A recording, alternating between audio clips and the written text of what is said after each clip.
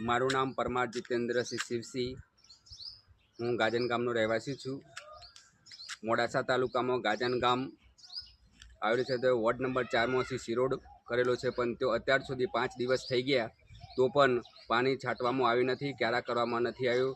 તલાટી સાહેબશ્રી અને સરપંચશ્રીની રજૂઆત કરવા છતાં આજ દિન સુધી 5 દિવસ સુધી પાણી છાંટવામાં આવ્યું નથી। તો સાહેબશ્રીને, તલાટી સાહેબશ્રીને જે તે લગતા અધિકારીઓશ્રીઓની મારે નમ્ર અપીલ છે કે પાણીની વ્યવસ્થા કરે છાંટવા માટેની, એવી રજૂઆત છે મારી। અને જો પાણી નહીં છાંટવામાં આવે તો આના માટે કોઈ કાર્યવાહી કરવામાં આવશે।